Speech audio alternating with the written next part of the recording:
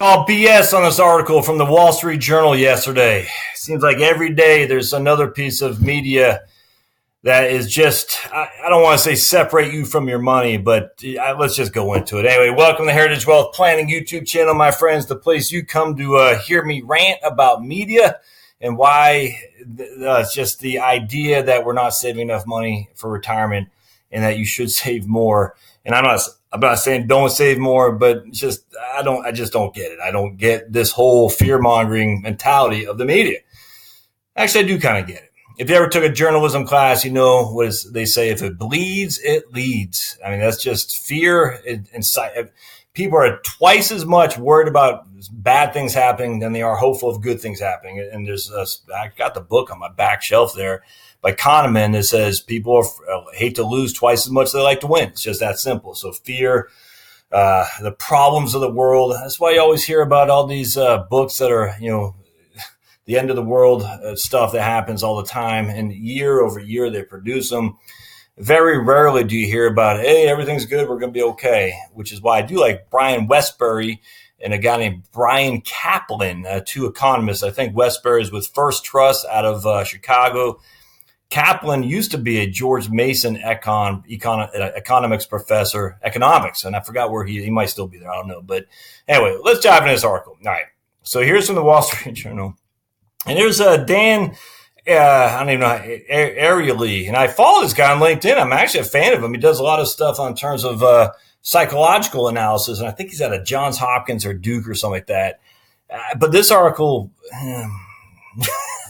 I'm stunned he put his name to it, frankly. How much money will you really spend in retirement? Probably a lot more than you think. Most of us vastly underestimate the percentage of income we'll need. Here's how to make sure you get that number right. For the love of Mary. All right, so I am going to read some of this. It's a question that plagues pretty much everybody as they look ahead. How much money will I need in retirement? Most likely, a lot more than you think. Let us explain. The typical approach most people take is to ask what percentage of their final salary they think they'll need in retirement. If you ever visited a financial advisor, you were asked this sort of question, and you most likely dedicated a whole minute at most to formulating your answer. And no one would blame you for it. Answering a question as complex as this requires knowledge far beyond most people's grasps, and far beyond the grasp of even many professionals. Just imagine for a second the sorts of inputs you might use to get to the right number, such as the cost of living, where you want to retire, the cost of health care, how much of it you'll utilize, the state of Social Security, the rate of inflation, the risk of your investment portfolio, and especially how you want to spend your time in retirement.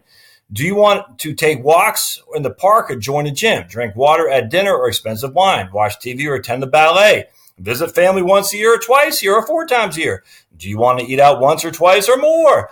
Try it yourself. Stop for a minute and think to yourself what your percentage might be. Clearly, it's a daunting task to transform all those hard to predict inputs into a single percentage. To understand better how people grapple with this question, we invited hundreds of people of different age and groups to research our research lab and ask them how much of their salary they thought they would need in retirement. So remember that. Just put that in the back of your thinking cap. They thought they'd need in retirement. The answer most people gave was about 70. Did you also choose a percentage around 70, 80? You're not alone. In fact, we did too. We thought 70% sounded reasonable, but reasonable isn't the same as right. So we asked the research participants how they arrived at this number, and we discovered it wasn't because they had truly analyzed it. It was because they recall hearing it at some point, and they simply regurgitated it on demand. The 70%, in other words, is conventional wisdom, and it's wrong. Sticker shock. To find out what people actually will need in retirement as opposed to what they think they will need, we took another group of participants and asked them specific questions about how they wanted to spend their time in retirement. And then, based on this information, we attached reasonable numbers to their preferences and computed what percentage of their salary they would actually need to support the kind of lifestyle they imagined. The results were startling. The percentage we came up with was 130%, meaning they'd have to save nearly double the amount they originally thought. And that's my contention on the industry. Wall Street Journal is not immune to the fear-mongering. How could this be? Well, just think about it. Working is actually a very cheap activity. When you're working, you aren't spending much, and you're also making money. There's no time to spend money at work. And when you do spend money, it's often paid for by your employer. At some companies, pay for our coffee or travel, blah, blah. When we retire, it's as if someone took 10 waking hours of our workday and gave us free time to do as we please.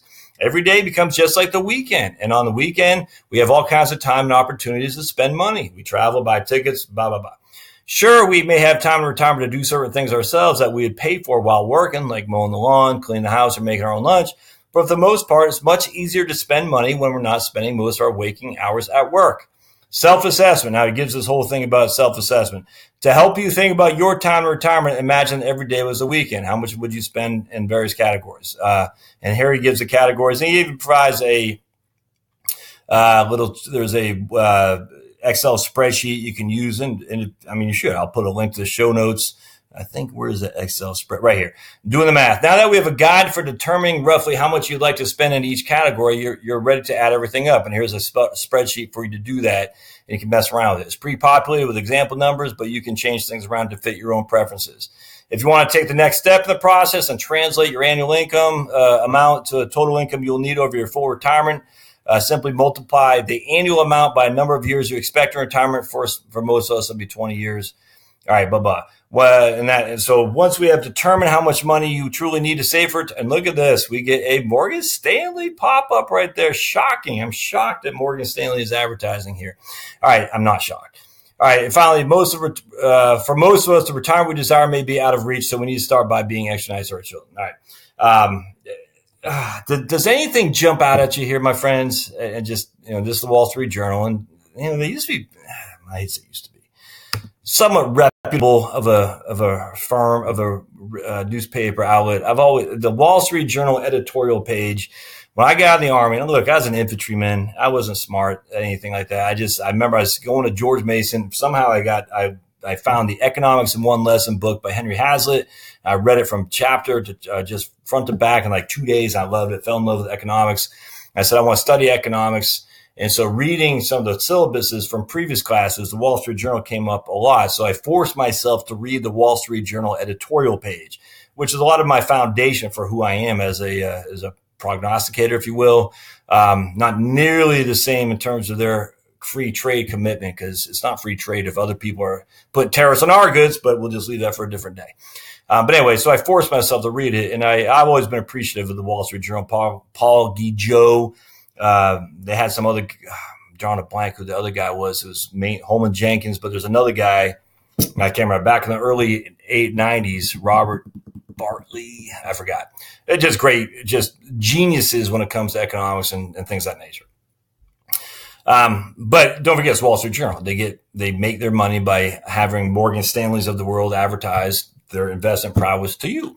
All right. So what's the problem with this, with the whole thing? The problem is they're taking participants to estimate what they think they're going to need in retirement, to estimate.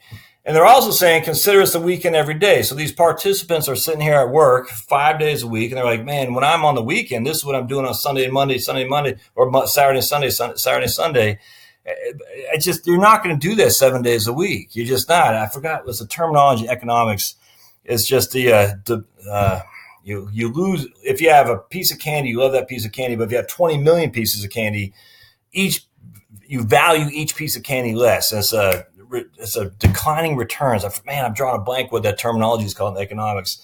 Diminishing returns. You're getting diminishing returns. So now you have 2 days a week to do all the stuff you want to do. Now you have 7 days a week. You have the whole time, your weekends every time. So you're going to have diminishing returns in terms of your ability to spend like you would on Saturday or Sunday. That's basic economics. I'm stunned that they didn't talk about this. Ariely is, I think, a psychologist, not an economics professor. And trust me, economics professors aren't all that bright either. But I'm not saying they are. But at the end of the day, there is a validity in diminishing returns. So he's basically saying, you spend $100,000 on a weekend. That means if we have 7 days, you're going to spend whatever that is, $700,000, because on Saturday you spend $100,000, on Sunday you spend $100,000. But we're going to extrapolate that to every day you're going to spend $100,000. It's silly on its face. But even worse than that, we have numbers of real live people in retirement. Real live people. by the BLS, Bureau of Labor Statistics, with their consumer expenditure survey that's been conducted for years and years and years. We're not taking participants into our research lab and trying to extrapolate data that may or may not ever exist just based on, here's some Joe Schmo, give him $5. What is that? And the Wall Street Journal is publishing that as if it's true, as if you're going to need $130,000 of your income. And I sit there and I say, well, it annoys me to no end. Will there be people who need 130% of their employment income? Yes. Will that be you? The likelihood is no. It's just not. I don't understand it, other than we need to get people scared so they invest more with the Morgan Stanleys of the world. It boggles my mind that they didn't say, we not BLS and consumer expenditure survey and all the other data streams you can look at. Look, you might not like the government data. That's all we got. That's it. That's what we use for everything. We use government data on everything. And that's the best thing we can do because in theory, it's non-biased. Now, trust me, I don't believe that for 2 seconds flat. But again, that's the best we have. It's certainly better than taking 10 or 15 people into our research lab, paying them a lunch and saying, tell me what you'd spend in retirement. And oh my goodness, it's 130% of what they had when they were working. It's crazy. And yet here it is front and center in the Wall Street Journal and on LinkedIn, which is where I found this. I got tons of people, financial advisors. So you gotta say more about. Anyway, I call BS. Call BS. We have real world data of real people, not fake people with fake numbers projecting into retirement. Not fake people, real people with fake numbers in their projections into retirement. And not forgetting about the law of diminishing returns. So it's crazy. So anyway, I call BS. Hope you like it. Don't let these articles get you down. You got to do an assessment for you. For you is the assessment that needs to be done. So anyway, I put the link to the show notes. The Wall Street Journal is under a paywall. I don't know. I don't pay for it, so I'm not surprised I was able to read the whole thing. Hopefully the link, you'll be able to read it too. But if you like what you see here, don't forget to subscribe. Go to the blog at heritagewealthplanning.com, and we'll see you next time. Thanks, guys.